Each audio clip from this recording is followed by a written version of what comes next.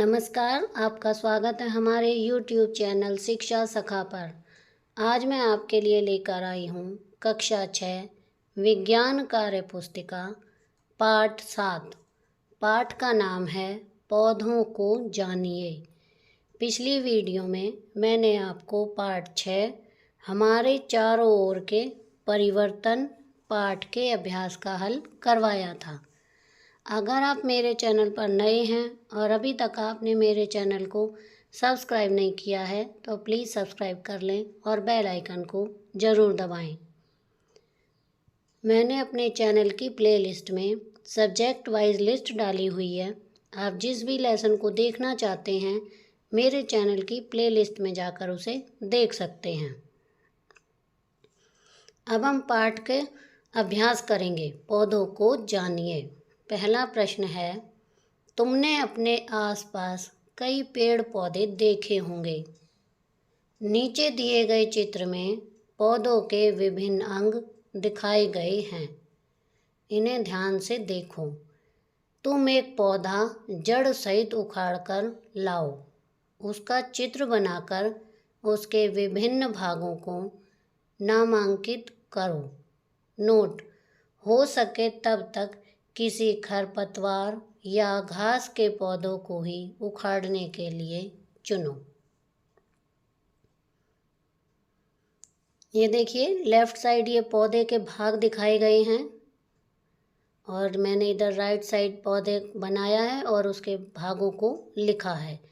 तो पौधे के भाग होते हैं, नीचे से शुरुआत करते हैं तो सबसे शुरुआत होती है जड़ों से, उसके बाद तना, फिर है पत्ती, उसके बाद फल, फूल और कलिका।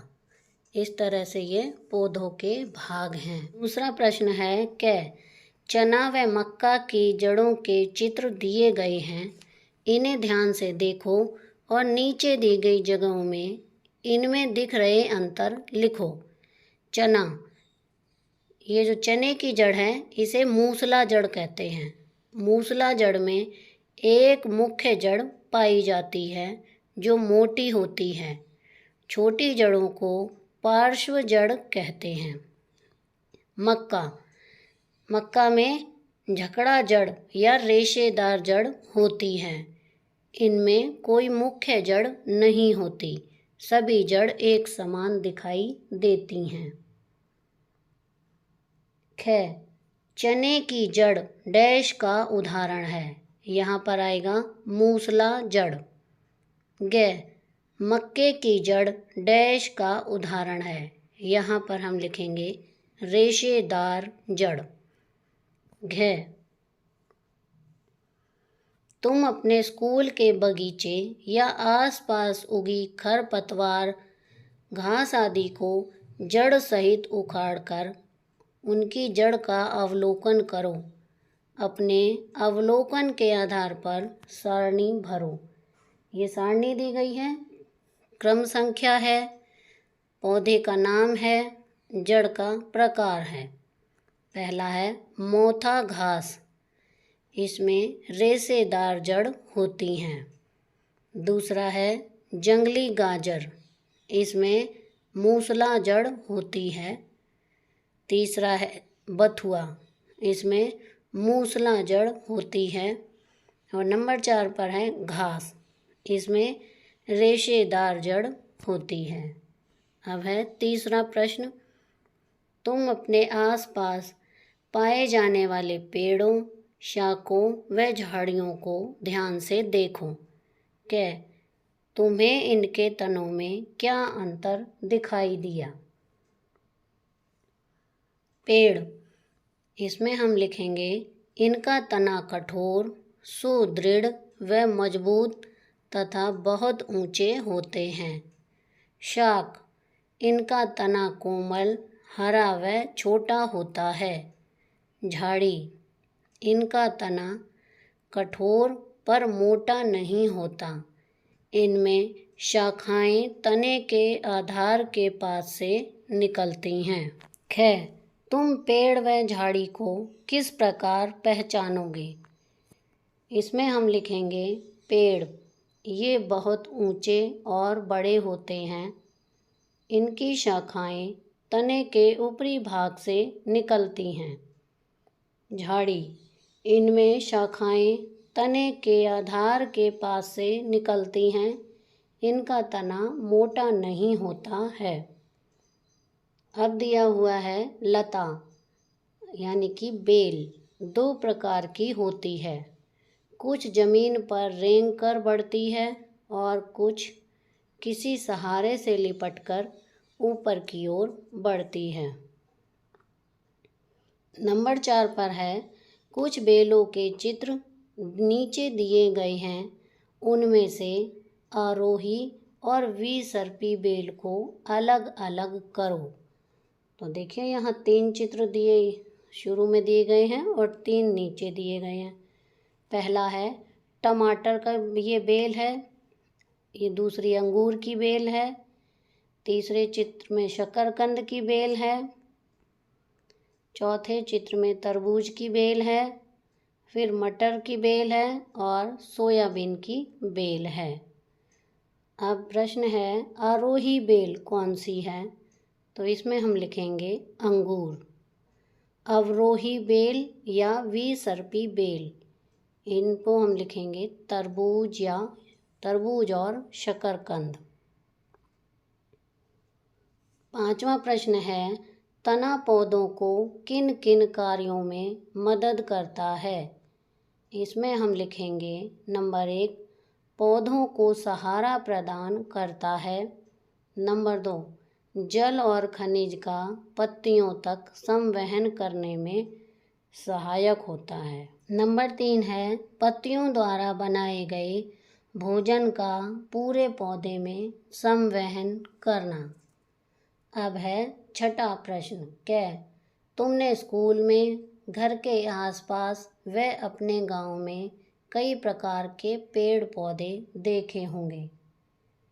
उनमें से तुम किसे शाख, झाड़ी, पेड़ व लता कहते हो?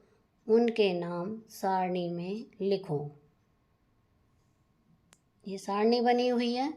सबसे नंबर 1 पे है शाख, दूसरे नंबर पर झाड़ी, तीसरे नंबर पर पेड़ और सबसे लास्ट में है लता। तो शाख में हम लिखेंगे भिंडी, पुदीना, पालक, गेंदा, धनिया। झाड़ी, इसमें लिखेंगे हम मेहंदी, बेर, नींबू, मोगरा, गुलाब। पेड़, इसमें लिखेंगे शीशम, कीकर, जामुन, नीम, आम। लता, इसमें हम लिखेंगे मनी प्लांट, लौकी, तोरई, करेला और खीरा। नंबर 7 है, सोचो और बताओ।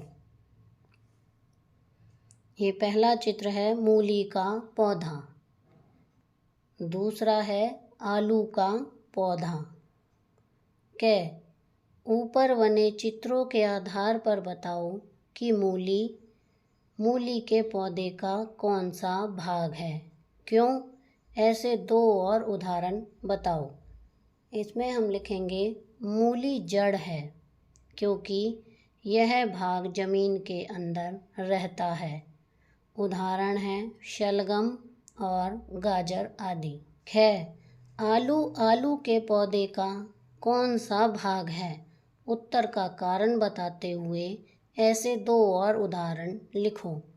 इसमें हम लिखेंगे आलू तना है, क्योंकि आलू भूमिगत तना कंद है। उदाहरण है अदरक और हल्दी। अब है 8वां प्रश्न, नीचे दिए गए चित्र में पुष्प के विभिन्न भागों को पहचान कर उनके नाम लिखो। तो ये देखिए लेफ्ट साइड फूल बना हुआ है। सबसे ऊपर है पंखुड़ियाँ, उसके बाद है स्त्री केसर, उसके बाद है पुंकेसर और सबसे नीचे है बाह्य दल। अब है गतिविधि 1, नीचे दी गई खाली जगह में तुम एक तरफ मक्के या बाजरे की पत्ती का चित्र और दूसरी तरफ पीपल की पत्ती का चित्र बनाओ व नामांकित करो। ये देखिए, हमने यहाँ पर लेफ़्ट साइड मक्के का जो पत्ता है उसका चित्र बनाया है।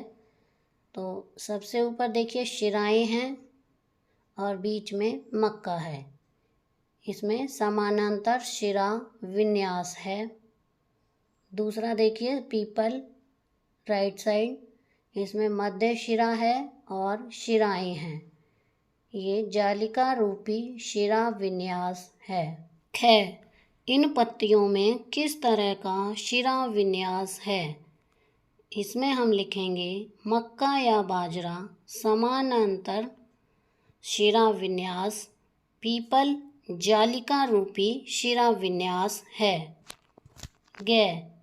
बाजरा की तरह कुछ और पत्तियों के उदाहरण दो। इसमें हम लिखेंगे ज्वार, गन्ना, घास आदि। पीपल की तरह की पत्तियों के कुछ और उदाहरण दो। इसमें हम लिखेंगे आम, जामुन, बरगद आदि। अब है गतिविधि 2। तुम भी एक गुड़हल का फूल लाओ और उसे सुखाकर नीचे दी गई खाली जगह में चिपकाओ। विभिन्न भागों को नामांकित भी करो। तो ये देखिए, यहाँ पर ये हमने फूल चिपकाया हुआ है। अब इसके भाग देखिए, लेफ़्ट साइड से हम शुरू करेंगे। ये है स्त्री केसर, आगे है पुंकेसर, राइट साइड देखिए पंखुड़ियाँ, और इधर सबसे नीचे है बाह्य दल। अब दी हुई है गतिविधि 3। गुड़हल व सरसों के पुष्प का अवलोकन करो तथा नीचे दी गई सारणी को भरो। क्रम संख्या है 1, पुष्प का नाम है गुड़हल, पंखुड़ियों का रंग लाल और संख्या 5 है, बाह्य दलों की संख्या 5 और रंग हरा है।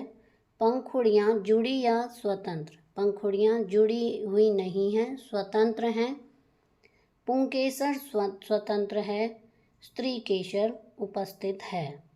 दूसरा है सरसों, पीला रंग है, 4 पंखुड़ियाँ हैं, 4 संख्या 4 और रंग हरा पीला है। पंखुड़ियाँ स्वतंत्र हैं। पुंकेसर स्वतंत्र है, स्त्री केसर उपस्थित है। 9वां प्रश्न है क पत्तियों में शिराओं का प्रतिरूप कहलाता है? ए शिरा विन्यास, ब पुंकेसर, स परागकण, द अंडकोश। इसका उत्तर है ए शिरा विन्यास। अब है ख पंखुड़ियों के बाहर की ओर पाई जाने वाली संरचना। ए दल, ब बाह्य दल, स वर्तिका, द वर्तिकाग्र। इसका सही उत्तर है ब बाह्य दल। अब देखिए, ये एक पुष्प का चित्र है और इसका बाह्य दल ये है। अब दी हुई है गतिविधि 4।